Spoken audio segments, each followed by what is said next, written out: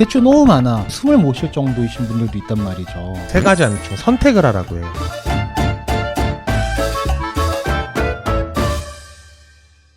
자, 대파남님 모시고 오늘은 대출과 관련된 주제로 대화를 좀 나눠보려고 하는데요. 요즘 가계부채가 심각하죠. 네. 신용대출이나 또 코로나 이후에 더 이게 많이 심각해진 것 같은데, 일단 빚이 많아서 고민이신 분들이 한두 분이 아닙니다. 실제로 상담하시다 보면 이런 내용도 좀 많이 있으시죠? 소득에 비해서 대출이 너무 많아가지고 네, 지금 힘들어하시는 분들이 예전보다 훨씬 더 많아졌어요. 그러니까요. 대출 너무 많아. 원리금 갚아나가는 것 때문에 숨을 못 쉴 정도이신 분들도 있단 말이죠. 네. 그런 분들께 보통 어떤 말씀과 어떤 상담을 나누는 편이세요? 보통 세 가지. 세 가지. 네, 세 가지 안 중에 선택을 하라고 해요. 선택. 대출이 어느 정도 있을 때는 네. 일부 대환 대출을 한번 해보라고. 대환 대출. 네, 대환 대출 해보라고 이제 얘기를 하고요. 대환 대출이 가능하신 분들이 근데 많지는 않아요. 네. 안 되시는 분들, 진짜 대출이 너무 많으신 분들은 안 되시거든요. 그러면 개인 워크아웃. 워크아웃이 뭐예요? 채무 조정을 받는 건데요. 네. 워크아웃은 이제 신용회복위원회라는 데가 있어요. 네네. 신용회복위원회 가서 교육을 받으면 네. 지금부터 내는 이자는 전액 감면이 되고요. 그리고 나머지 부채만 최장 8년까지 96개월까지 나눠서 상환할 수 있는 그런 방법이 있어요. 그러면은 만약에 내가 빚이 100이 있고 네. 이자가 나가는 게 있다. 네. 그러면 채무 조정을 하기 위해서 신용회복위원회에서 교육을 받고 뭔가를 신청을 하면 이자는 아예 안 내게 해주는 거예요? 이자는 전액 탕감 받습니다. 그러면은 이자는 전액 탕감 받고 원금에 대해서는 길게 네. 상환을 할 수 있도록 조정을 해주는 곳인가 봐요. 원금도 일부 탕감이 가능할 수도 있는데 네. 사실 거의 안 된다고 보시면 되시고요. 대신에 그 원금을 8년까지 96개월로 나눠서 낼 수가 있으니까 네. 네, 좀 부담감이 없죠.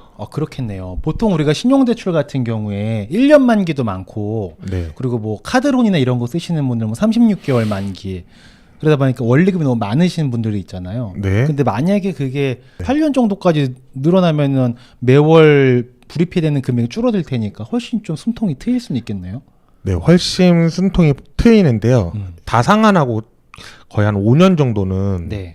금융기관에서 이제 대출을 못 받아요. 그러면 기간이 굉장히 길죠. 그러니까 이게 장점은 이자 감면과 길게 상환할 수 있는 여유가 생길 수 있는 반면에 네. 단점으로는 신용이 완전 망가지는 거구나. 신용 회복한다라고는 하는데 네. 일반적인 개인 신용대출은 못 받고요. 어느 정도 기간이 지나면 네. 저소득자인 경우에는 햇살론 정도는 신청할 수 있는 것 같아요. 햇살론. 네. 햇살론이 그거 아닌가요? 정부에서 지원해 줘가지고. 네, 맞습니다. 그쵸. 근데 소액이니까 그럼 최대 한 1,500만 원 언더로 대출이 가능하니까요. 진짜 갑자기 생활자금이 막혔을 때, 네, 그럴 맞습니다. 때 조금 이제 숨통 트이게 해주는 그런 거라는 거죠. 네.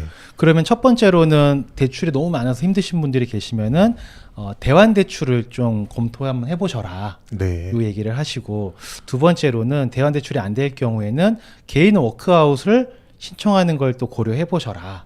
네. 네. 근데 이 개인 워크아웃 같은 경우에 장점도 있지만 단점도 있다. 네. 근데 나는 만약에 나중에 대출을 이제 안 받을 거야. 이런 분들이면 근데 요즘 세상에서 대출을 안 받고 사는 게 사실상 불가능하기 때문에 네. 소득이 굉장히 많아가지고 나는 네. 집 대출도 필요가 없어. 그런 사람들이 거의 없잖아요, 대부분이. 그쵸? 근데 그런 사람들은 신용회복 할 일도 담보 없고. 대출도 안 돼, 이거 하면은? 담보 대출도 안 돼요. 집 살 때 아파트 담보로 대출 받는 그것도 안 되는 거예요? 네, 안 됩니다. 진짜 대출이 아예 꽉 막히는 상태가 되는 거네요. 네. 정부에서 해주는 진짜 힘든 사람들한테만 해준다라고 하는 뭐 햇살론이나. 근데 그런 이것도 신용회복위원회에서 조건이 있어요. 아파트 담보 대출 해준긴 해줘요. 그래요? 네. 네, 조건이 있긴 한데 아파트를 매매하는 건 안 되고요. 매매는 안 되고. 네, 공공임대주택 이런 거 있잖아요. 네네. 보증금 뭐 7천에 뭐 월세 뭐 20만 원, 30만 원 이런 아파트 뭔지 아시죠? 그쵸, 알죠. 그런 거 보증금은 여기서 또 보증을 서줘서 또 해줘요. 그런 건 또 해주고. 네. 그러니까 우리가 지금 같은 시기에 막 아파트 매수하려고, 네. 아파트 매매하려고 담보대출 같은 분들 많잖아요. 네, 맞습니다. 그런 거는 안 되는 거고. 이런 건 안 되고요. 그럼 사실상 안 된다고 보는 게 맞네요. 사실상 안 된다고 보는 게 맞아요. 그렇네. 그래서 아무튼 두 번째 방법으로는 이제 또 유불리로 따져봐야겠죠. 개인의 상황에 따라서 네. 어떻게 하는 게 좋을지. 그래서 개인 워크아웃이 있었고 세 번째 방법은 뭐가 있을까요?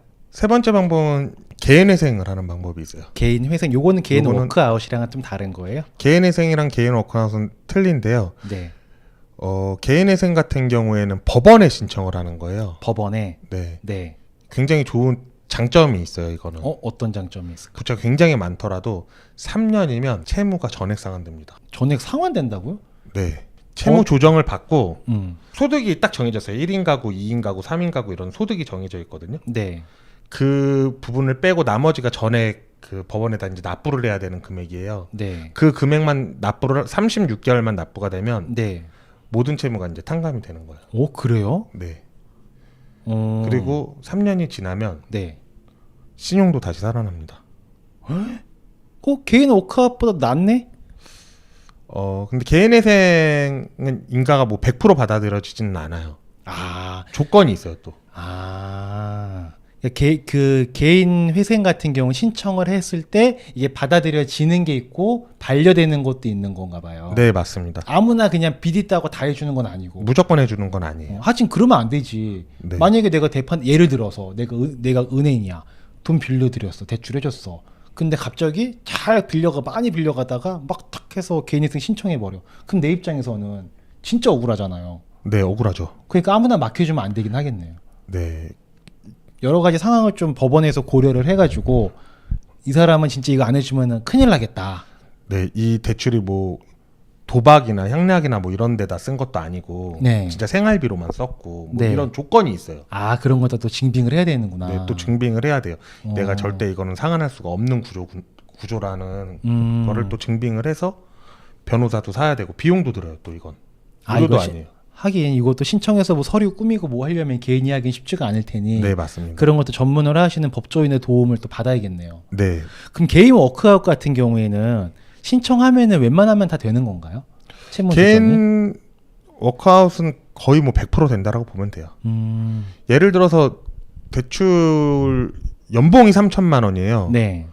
대출이 1,000만 원밖에 없어요. 근데 1,000만 원 대출이 있는 사람도 워크아웃이 가능해요. 그래요? 네. 근데 뭐 하긴 힘들면 신청할 수도 있지 뭐. 근데 신청은 할 수 있어요. 어. 조정도 받을 수가 있고.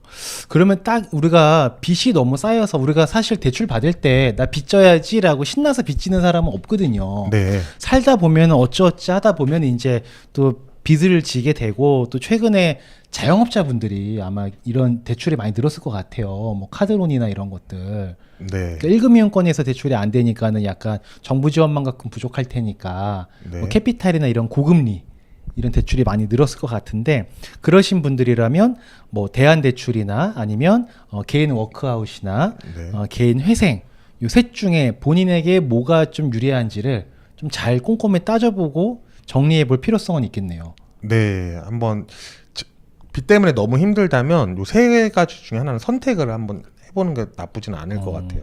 대표님이 그러면은 채무 관련해서 상담하시다 보면 네. 어떤 걸 좀 많이 하게 되던가요? 고객분들께서? 저는 웬만하면 개인회생이나 워크아웃을 권하지는 않아요. 대출이 굉장히 많지 않는 이상. 그냥 대부분 저한테 문의가 오시는 분들은 저희 구독자들인데 네. 구독자들은 한 40대가 굉장히 많잖아요. 네, 네. 40대들은 이제 뭐 애들도 키워야 되고 앞으로 그치. 집도 사야 될 것 그쵸. 같고 돈들 이제 많죠. 앞으로 할 것도 많고 연봉도 이제 막 오르는 시점이고 사실. 그쵸. 그러니 웬만하면 상환할 수 있을 만하면 웬만하면 그냥 상환해라. 대안대출 해가지고 저금리로 묶어가지고 상환을 했으면 좋겠다라고 하는데 네. 대출이 진짜 너무 많아요.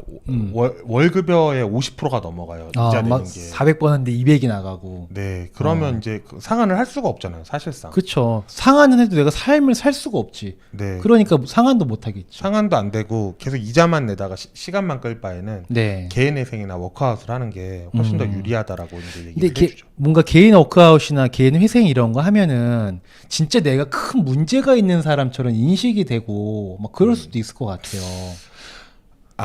그러진 않아요. 왜 그러냐면 이것도 어쨌든 시간이 지나면 네. 뭐 신용 등급이나 신용 그 나이스나 KCB 같은 네. 기관에서도 이제 정보가 다 삭제가 되고요. 네, 신용카드도 언젠가는 다시 쓸 수가 있게 되고 네. 네, 큰 문제가 있진 않아요. 왜냐하면 이걸 이용한 사람들이 벌써 한 10년 전에도 100만 명이 넘었으니까 지금 굉장히 많을 거예요. 그분들은 시간 지나가지고 다시 정상적인 신용 활동, 신용 거래를 다 할 수 있는 거죠? 네, 시간만 지나면 정상적인 거래를 할 수 있다라고 생각을 합니다. 그렇네요. 그리고 저는 사실 개인 워크아웃이나 개인 회생이나 이런 거 하셔야 되는 상황이실 수 있는 그런 분들께서 약간은 내가 개인 회생한다고? 내가 개인 워크아웃을 한다고?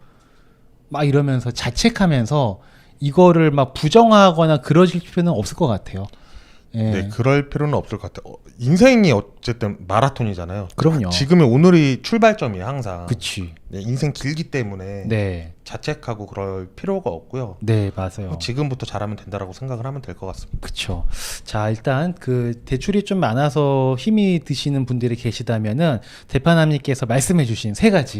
네. 첫 번째가 대환대출, 두 번째가 개인 워크아웃, 세 번째가 개인 회생. 이렇게 한번 상담을 알아보시고서 본인의 상황에 맞는 걸로 하나하나 절차를 진행을 하시면 될 것 같고요. 그다음에 요거 관련해가지고 혹시 좀 더 해주실 말씀이 있으실까요? 없으면 제가 다음 질문을 좀 드리려고. 없습니다. 없습니까? 제가 예전에 다음 질문 좀 넘어가 볼게요. 예전에 제가 재판함님이랑 촬영을 했던 부분이긴 한데 이거 아직도 모르시는 분들이 많은 것 같으셔가지고 네. 제가 좀 여쭤보고 싶은 게 우리 왜 러시 앤 캐시, 네. 뭐 산화머니 이런 걸 대부업이라고 사금융 대부업 이렇게 부르잖아요. 네, 맞습니다. 이런 데에서 대출을 받았어 만약에 내가 네. 대출을 살다 보면 받을 수 있잖아요. 그 창피한 거 아니고. 네. 네. 그 내가 잘해가지고 상환도 끝냈어. 네. 근데 그 러시앤 캐시에는 아직 나의 대출 계좌가 남아있다. 네. 그래서 신용 등급이 떨어져 있는 상태로 그대로 유지가 된다. 네. 상환했다고 해서 끝난 게 아니다. 네. 라는 얘기를 예전에 한번 해주셨던 게 기억이 나거든요. 네. 기억나세요? 네, 맞습니다. 맞죠? 전 그게 되게 충격적이었는데 그거 한 번만 다시 얘기해 줄 수 있어요? 지금도 마찬가지예요. 야, 지금도 마찬가지예요? 네. 끝. 지금 등급이 안 되는데 대출이 없어요. 어떤 네, 분들. 네. 대출은 없는데 그리고 연체도 없어요. 그 대출 상담 신청이 들어와서 네. 상담을 대출에 관한 상담을 해드렸는데 아무것도 없는데 신용 등급이 안 좋다. 네. 은행 가서 대출 신청하라 그랬는데 네. 대출 될 것 같은데 그냥 신청하세요라고 네. 했는데 은행 다 돌아다녔는데 대출이 안 된대요. 이유는 말 안 해주나 은행에서? 이유는 이렇게 말을 해줘요. 이렇게 SP 등급이 낮아요. SP 등급? 네. SP 등급이 뭐예요? 서브 등급이라고 하거든요. 네. 흔히 서브 등급이라고 하는데 이게 대부업 등급이에요. 대부업 등급. 네. 근데 대부업 계좌를 보통 쓰고 있거나 그러면 요 등급이 낮아지는데 이게 은행에서도 이 등급을 볼 수가 있어요. 요즘은. 예전에는 못 봤는데 네. 지금은 SP 등급이라는 걸 볼 수가 있어요. 다 전산이 교류가 되나 보네요. 네, 이제는 다 볼 수가 있는데 음. 요 등급이 낮아서 안 됩니다라고 거까지만 얘기를 해줘요. 그럼 그 고객은 SP 등급이 낮다는데 뭐 어떡하라는 얘기야? 난 대출도 없고 연체도 없고 깨끗한데 나한테 도대체 왜 이러지? 그러면 방법은 자기가 그 나이스나 KCB 그 신용 평가하는 기관이 있어요. 네. 거기 전화해가지고 내가 왜 등급이 낮은지, 왜 SP 등급이 낮은지 여쭤보는 거예요. 네, 물어봐야죠. 예, 여쭤보게 되면 거기서 이렇게 얘기해줘요. 이제 대부업 계좌가 남아 있어가지고 네. 등급이 낮습니다라고 하면 여기서는 그 대부 계좌를 삭제를 할 수가 없고 그 대부업체에 다시 전화를 해서 네. 내가 앞으로 여기 영원히 이용 안 할 건데 대부 계좌 좀 삭제를 좀 해줬으면 좋겠다. 네. 라고 하면 그때 삭제가 됩니다. 대부법인들이 상환했다고 해서 알아서 계좌 삭제나 이런 거 하는 게 아니고 알아서 기간이 지나면 해줘요. 그게 대출을 받을 때 보통 3년짜리 대출을 받아요. 예를 들어서 지금 2021년 7월 1일이잖아요. 네. 그럼 만기일이 2024년 6월 30일이에요. 네. 그 시간이 지나도 계좌가 삭제가 됩니다. 그 만기 시간이 지나도 네, 이게 왜 그러냐면 상환을 했어요. 상환을 해서 이분이 다시 대출을 재신청을 하는 거예요. 네. 그럼 심사할 필요 없이 이 한도 계좌 있는 것만큼 다시 대출해 주면 되거든요. 네, 네. 심사도 안 하고 전화 한 통 하면 1분 만에 뭐 대출 입금된다 뭐 이런 광고 많이 보셨잖아요. 그쵸, 그게 그쵸. 이거예요. 아, 네. 이미 나는 거기에 뭔가 등록이 되어 있는 상태로 유지가 되고 있는 거네요. 네, 계좌가 있는 상태. 마이너스 통장처럼 계좌가 한도가 이미 설정이 되어 있는 거죠. 아. 언제든지 내가 필요하다 그러면 다시 입금해 드릴게요. 이 계좌에. 아, 그러니까 그 대출사도 네. 고객의 신용을 갖고 막 뭘 하는 나쁘거나 그런 건 아닌 거고 네. 어찌 보면 고객의 편의를 위해서 그 계좌를 남겨놓는 거일 수도 있겠네요. 해석을 해보면. 그렇죠. 그러면 그 친구들은 다음에 이 고객이 또 우리 회사로 대출 신청을 했을 때 굳이 번거롭게 심사하고 뭐하고 할 필요 없이 네. 그냥 바로 내보내주면 되니까. 남아 있는 계좌에 한도가 부여돼 있으니까 네. 그만큼 대출해 주겠다라고 하고 다시 입금 처리를 해 주죠. 그러면은 이분 같은 경우 이런 경우에는 보통 이제 대출도 없고 다 깨끗한데 대출이 안 되는 경우가 있다면 네. 과거에 이제 이런 사금융이나 뭐 이런 데를 이용했던 이력이 있는 경우들도 있겠네요. 그럼요. 그러면 만약에 우리가 새롭게 대출을 받으려고 한다. 네. 그러면 대부분 우리가 주거래은행 가서 먼저 알아보고 막 이런 절차들이 있잖아요. 근데 요즘에는 만약에 내가 신용대출을 받아야 된다. 네. 그러면 가장 좋은 방법이 어떤 것부터 알아보고 시작을 해보면 좋아요? 제가 지금 보니까요. 네. 지금 뭐 K뱅크나 네. 카카오뱅크 같은 이제 지점 없는 그쵸. 온라인 은행들 있죠. 네. 여기가 금리가 제일 좋은 것 같아요. 아니, 주거래은행은 근데 혜택 같은 것도 있을 수 있고. 그래도 거기가 더 좋은 것 같아요. 지금은. 아, 진짜요? 네. 어... 특별한 경우가 아니면 뭐 예를 들면 의사나 약사나 네. 뭐 변호사나 뭐 이런 분들 전문직 종사자. 네, 그분들은 특화된 상품이 있어요. 네. 닥터론, 팜론 뭐 이런 거 있거든요. 네, 네. 그런 분들만 빼놓고는 그 특화된 상품이 더 좋은 은행들이 있고 그게 그게 아니라면 인터넷은행이 금리가 더 싸요. 지금은 얼마나 차이가 있을까요? 2배도 차이 나요. 2배? 네. 뭐 인터넷은행 가면 2.3%인데 그냥 지점 방문하니까 4.5%다. 뭐 이렇게. 야, 그럼 지점 가서 하는 사람들이 있나? 그러면? 그래도 있죠. 아니, 오늘 제가 그 은행은 아니고 이금융권에 네, 아시는 분을 만나고 왔거든요. 네. 만나고 왔는데 거기가 한 달에 이제 신용대출 상품을 2천억 정도를 판대요. 네. 비대면 상품이 1,500억. 대면 상품이 500억밖에 안 된다고 하네요. 지금은. 와, 거의 이제 3배네, 3배. 네, 이제는 다 온라인이 이제 주류로 이제 바뀌는 추세인 것 같아요. 그러니까 이제 점점 이 기술 발전, 뭐 IT 아까 제가 카카오 막 얘기하고 그랬었거든요. 이유가 있어, 걔네가 주가가 오르는 게. 다 글로 간다니까 이제. 네. 그러면 이제는 대출 알아볼 때 가장 먼저 할 게 카뱅이나 뭐 토스나 이런 온라인 IT 업체 플랫폼 이런 데 가서 대출이 되는지를 확인해 보는 것부터 하는 게 가장 좋겠네요. 토스는 아니고요. 카뱅이나 K뱅크. 아, 카뱅이는 K뱅크. 토스는 대부분이 이금융권이기 때문에. 아, 그래요? 네. 조회가 막 토스는 계좌가 연결된 데가 엄청 많아요. 네. 거기는 중개 플랫폼이거든요. 토스 네. 자체가. 네. 은행을 중개를 해주고 이금융권을 중개해주는 그런 중개로 먹고 사는 그 중개 플랫폼이기 때문에 토스 같은 경우는 조회 한번 딱 누르면 네. 금융기관 50개 조회돼요. 한 번에. 아, 그럼 다 비교가 되는 거예요? 비교는 되지만 대출이 상품이 좋은 거든 안 좋은 거든 한꺼번에 조회가 되니까 받을 때 별로 안 좋은 조건으로 받을 확률이 매우 높아요. 그럼 대출은 카뱅이나 K뱅크네. 먼저 알아보시려면 예전에는 주거래은행부터 알아보시라 그랬는데 네.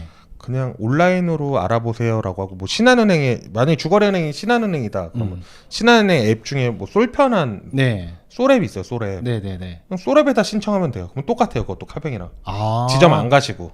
아. 그러니까 비대면 상품이 싸요. 대면 상품이 비싸고 한마디로 말씀드리면. 그러니까 온라인 은행이냐 아니냐가 중요한 게 아니라 네. 대면으로 신청하냐 비대면으로 신청하느냐. 비대면이 더 금리가 훨씬 더 저렴합니다. 항상. 아, 그럼 신한은행이면은 그냥 신한은행 앱 깔아서 그걸로 알아보면 되는 거고. 네. 만약에 내가 주거래은행 국민은행이다. 네. 그러면 국민은행 앱 깔아서 똑같이 알아보면 되겠네요. 그렇긴 한데요. 국민은행은 금리가 똑같아요. 지점가나 앱으로 신청하나. 아, 그래요? 네, 이유는 모르겠는데. 그치, 당신이 알 수가 없지. 네, 아무튼 똑같습니다. 국민은행은. 근데 신한은 신한은 달라요? 한도도 조금 틀리고 금리도 조금 틀려요. 아, 그럼 이렇게 알아봐야겠다. 대출을 처음에 내가 대출 받을 일이 생기면 일단 내 주거래 은행이 네. 대면과 비대면의 금리 차이가 있는지 네. 그걸 먼저 좀 확인을 해보시고 만약에 그게 거기서 금리 차이가 있으면은 비대면으로 받으면 되는데 그런 게 없는 은행이다. 그러면 그때 이제 뭐 카뱅이나 네. 뭐 K뱅크나 이런 쪽에 이제 문을 한번 두드려 보는 것도 나쁘진 않습니다. 그 순서대로 가면 좋겠네요. 네, 맞습니다. 자, 마지막으로 질문 한 개만 좀 더 당황하지만 카드론 많이 받습니다. 많은 분들이. 카드론요? 예, 네. 카드론 많이 받아요. 왜냐하면 편하니까. 네. 그냥 뭐 이렇게 띠띠띠 하면 그냥 바로 막 되니까 네. 카드사에서 되게 빨리 해주잖아요. 네.